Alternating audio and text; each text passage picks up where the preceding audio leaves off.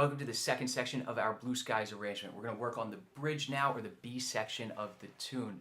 We're starting out again on our G6th chord, much as we used in the first section, but we don't need the A string initially, so all you have to put down is your first finger on the second fret of your C string. And to begin, we'll do a partial strum, much like we did in the A section with just our G and C strings. But what's different is on the second upbeat here, we're going to do a partial up strum. So you're only going to catch your A string and your E string. Like that.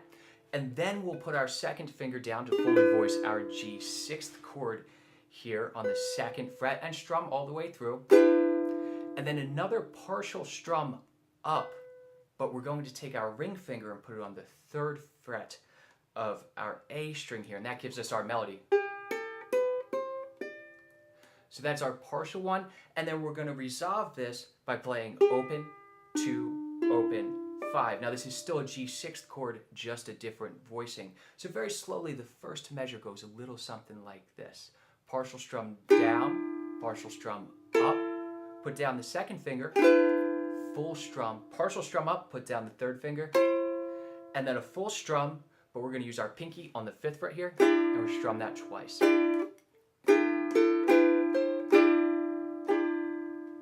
Now we're moving on and we're switching to a C minor 7th chord, which we'll use a partial bar with our first finger on the 3rd fret. We're going to leave our G string open, and our pinky is going to move up to the 6th fret to this E flat here. And we're going to use what's called a claw stroke here, which is again adapted from George Formby. It's similar to a rasguado stroke from flamenco, but actually much easier to play. What we're going to do is just brush all of our fingers across the strings. Now I'm not pushing through like that. I'm just using a very relaxed hand and just letting them all come through. So my 3rd finger, 2nd finger, 1st finger, and then coming through with the thumb. So we'll use that a bit throughout this section just to accentuate a few different chords. So when we do this, we're going to do our claw stroke, and then our pinky is going to slide down to the 5th fret, and we'll do a partial up strum. And then we're going to lift up our pinky, so just our partial bar. So it'll be. And then we'll resolve back to the G6th that we were just on, open, 2, open, 5. And we'll use the claw stroke again on this.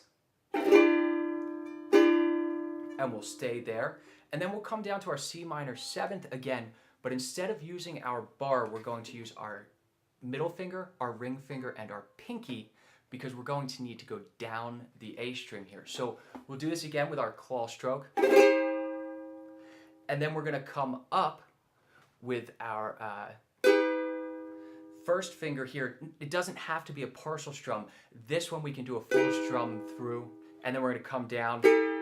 And this is going to be much like the E minor major 7th that we play in the A section, open, 3-3, open, for our 3rd strum down. And then we're going to resolve right back to our regular old G6th. All right, so the 3rd bar here sounds like this.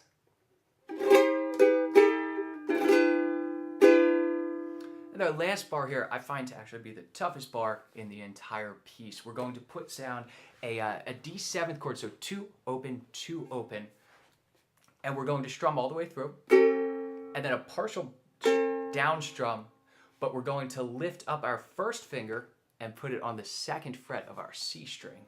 So that gives us our movement there. And then we're going to follow through with our thumb on the 2nd fret of our E string, and then resolve to our G6th chord. So it'll be all the way through, move the first finger over, partial strum, then thumb on the E string, and right back to our G6th here. So that 4th bar here is going to sound a little something like this.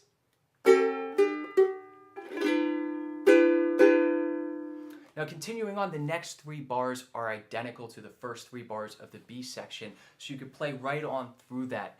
And at the end here, I've decided to just use another variation on the split stroke, but over triplets. So I've put the strumming pattern over top. We're going to put down our B7th chord here. It'll be. On the 3rd beat, What I'm going to do is take my B7th, but move my third finger to the 3rd fret of my E string to give me a B7th sharp 5. So it's going to be down, partial up, partial down, all the way down, partial up, partial down. And we're going to continue that. So very slowly, this section, this bar sounds like this.